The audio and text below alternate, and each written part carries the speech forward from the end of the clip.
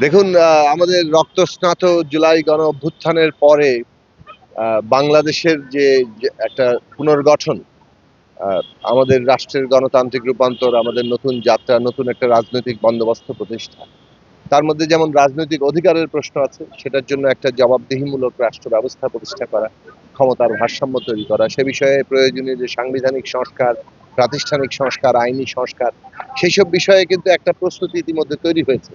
জুলাই জাতীয় সনদ তৈরি হয়েছে দীর্ঘ আলাপ আলোচনার মধ্য দিয়ে।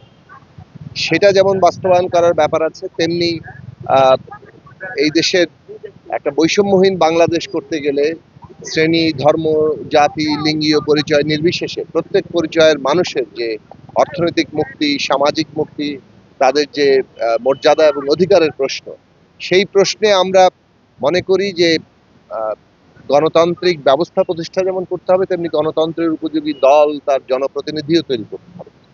এবং সেই ঐতিহাসিক পর্বে আমরা আছি, যেখানে আমরা একটা বিচার, সংস্কার এবং নির্বাচনের যে মধ্য দিয়ে গণতান্ত্রিক উত্তরণ, সেটা আমাদের ঘটাতে হবে। ফলে আমরা সবসময় এই কথা বলেছি যে বিচার, সংস্কার এবং নির্বাচন হচ্ছে এই মুহূর্তে বাংলাদেশের প্রধান জাতীয় স্বার্থ। এর মধ্য দিয়ে আমরা আমাদের গণতান্ত্রিক উত্তরণে যেতে পারবো। আমাদের শহীদের রক্তের ঋণ আমরা আহ, তাদের শোধ করার জন্য কিংবা তাদের আকাঙ্ক্ষা পূরণ করার জন্য আমরা আমাদের একটা প্রাথমিক উত্তরণ ঘটাতে পারবো। তো সেই কারণে বিচার, সংস্কার এবং নির্বাচন এই মুহূর্তে প্রধান জাতীয় স্বার্থ। এর যে পথরেখা তৈরি হয়েছে মধ্য ফেব্রুয়ারির মধ্যে নির্বাচন সম্পন্ন করা, এই নির্বাচনের সাথে সংস্কার বাস্তবায়ন এখন অঙ্গাঙ্গিভাবে জড়িয়ে গেছে। সংস্কার বাস্তবায়ন করতে গেলে গণভোট লাগবে এবং জাতীয় সংসদ এবং সংবিধান সংস্কার পরিষদের নির্বাচন লাগবে। কাজেই এই নির্বাচন সম্পন্ন হওয়া দরকার। এর কোনো বিকল্প নেই আমাদের সামনে। এবং এই নির্বাচন যাতে কোনোভাবে ক্ষতিগ্রস্ত না হয়, আমাদের সকলেরই সম্মিলিতভাবে জনগণের ঐক্যের মধ্যে দিয়ে আমাদেরকে সেই কাজটা সম্পন্ন করতে হবে। আমরা দেখছি নানাভাবেই নির্বাচন বাধাগ্রস্ত হয়, এরকম অনেক তৎপরতা হচ্ছে, বিশেষত পতিত ফ্যাসিস্টদের দিক থেকে আছে।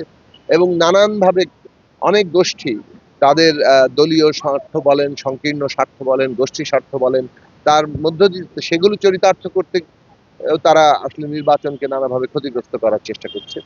এইটা আমরা মনে করি যে সকলকে এখান থেকে বিরত হওয়া দরকার।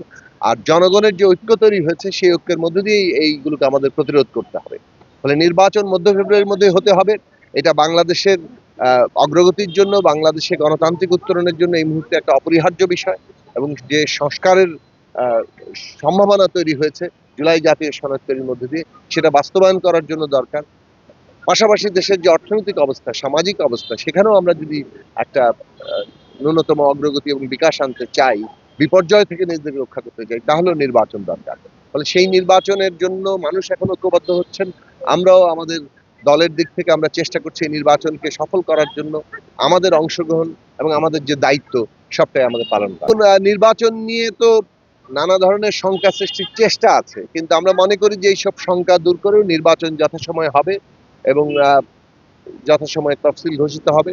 নির্বাচনের জন্য একটা পরিবেশ তৈরি করা দরকার, যাতে করে এই পরিবেশকে কোনোভাবে বাধাগ্রস্ত করে কিংবা সেটাকে কাজ মানে সেটাকে আহ, ব্যবহার করে কেউ নির্বাচনকে বাধাগ্রস্ত করতে না পারে। তো সেই দিক থেকে আমরা মনে করি যে নির্বাচনের পরিবেশ এখন একটা বড় চ্যালেঞ্জ।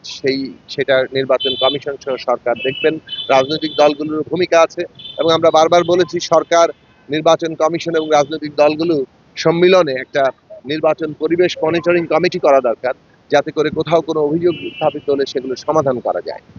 আর আমাদের দলের দিক থেকে গণসংহতি আন্দোলন জিএসএ আমরা আমাদের প্রার্থী তালিকা প্রাথমিকভাবে ঘোষণা করেছি, আরো প্রার্থী তালিকা হয়তো আসবে। আমাদের একটা জোট আছে গণতন্ত্র মঞ্চ। আমাদের দলের দিক থেকে গণসংহতি আন্দোলন জিএসএ তাদের প্রাথমিক প্রার্থী তালিকা তৈরি করছে, এবং গণতন্ত্র মঞ্চের দিক থেকেও আমরা আমাদের প্রার্থী তালিকা তৈরি করেছি। আপনারা জানেন যে গণতন্ত্র মঞ্চ, বিএনপি সহ আর ৩৯টি দল আমরা ফ্যাসিবাদের বিরুদ্ধে যুগপৎ ধারায় আন্দোলন করেছি।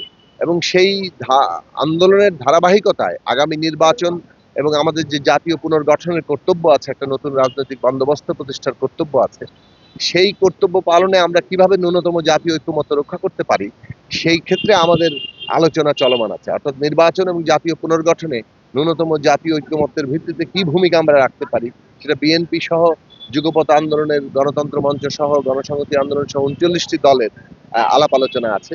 সেই আলাপ আলোচনার মধ্যে দিয়ে নির্বাচনী সমঝোতা এবং আগামী দিনে জাতীয় পুনর্গঠনের যে কর্তব্য সেটা আমরা কোথায় পৌঁছাতে পারবো সেই আলোচনা আমরা নিশ্চয়ই করছি এবং আগামী দিনে আরো করব।